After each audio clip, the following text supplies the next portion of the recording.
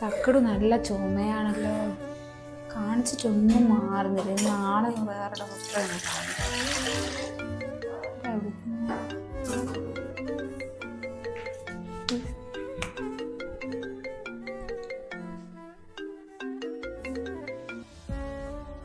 പ്രജീഷാണല്ലോ.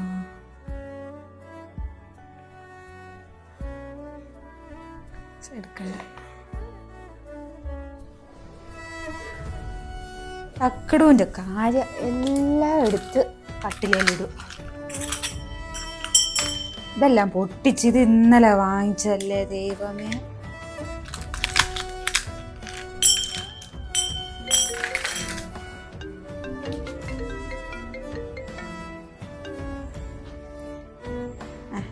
ചോദിക്കാം.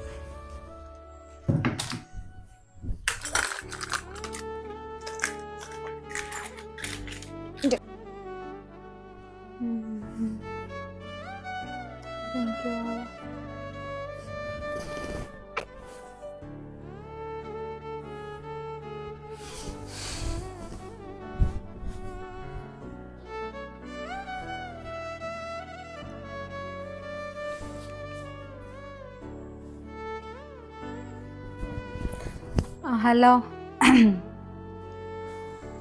അത് ഞാൻ ഫോൺ എടുക്കാണ്ടിന്ന് കുറച്ച് തിരക്കായിരുന്നു. അതാ ഞാൻ ഫോൺ എടുക്കാണ്ടിന്ന്. അതന്നെ ആ കാര്യം തന്നെ പറയാൻ വേണ്ടിയിട്ട്. അതിപ്പോൾ ഫോണിൽ കൂടെ പറഞ്ഞിട്ടുണ്ട് ശരിയാവൂല. നമുക്ക് നേരിട്ട് പറയാം. നീ നാളെ ഇവിടെ മധുരവനത്തിൽ വരുവാ? അവിടുന്ന് സംസാരിക്കായിരുന്നു. അല്ലാണ്ട് ഫോണിലൂടെ സംസാരിച്ചാൽ ശരിയാവത്തില്ല.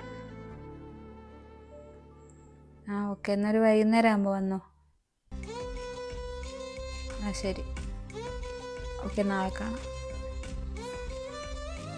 തക്കടു ഇവിടെ ഇരുന്നോ, പിടിച്ചിരുന്നോ, വീഴല്ലേ മോനെ. ഒന്ന് നോക്കണേ.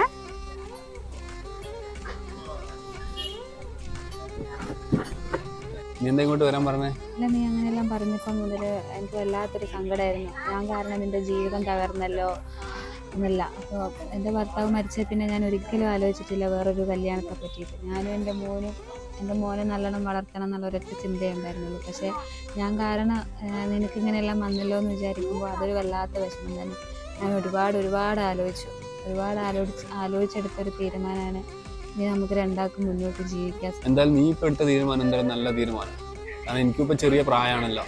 അപ്പോൾ ചെറുപ്പത്തിൽ തന്നെ ഇങ്ങനെ വിധേയമായാലും എനിക്ക് സങ്കടമുണ്ട്. അപ്പോൾ എന്തായാലും നീ പറഞ്ഞ പോലെ തന്നെ നമുക്കിനി എന്തായാലും ഒരുമിച്ച് നല്ലൊരു ജീവിതം ജീവിക്കാം. എനിക്കൊരൊറ്റ കാര്യമേ പറയാനുള്ളൂ. നമ്മുടെ ജീവിതത്തിൽ ഒരിക്കലും നിനക്കൊരു ഭാരമാവരുത് എൻ്റെ മോൻ. എല്ലാം ഇങ്ങനെ പറഞ്ഞിരുന്നാൽ മതിയോ? നമുക്കൊരു ചായ കുടിക്കണ്ടേ? മോനെ ഇങ്ങോട്ടോ വാ. എന്നാടോ മോനെന്താ വേണ്ടേ? എന്നാ വേണ്ട വാവക്ക്? പയപ്പരി വേണോ?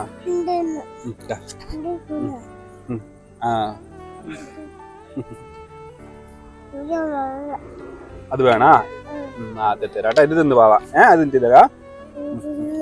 തിന്ന്. ഇത് ആരാ തക്കടോ? ആരെടുത്താ പോയിക്കുന്നേ? ആരാത്? അതൊക്കെ ഓനറിയാടോ. അല്ല മോനെ അല്ലേ?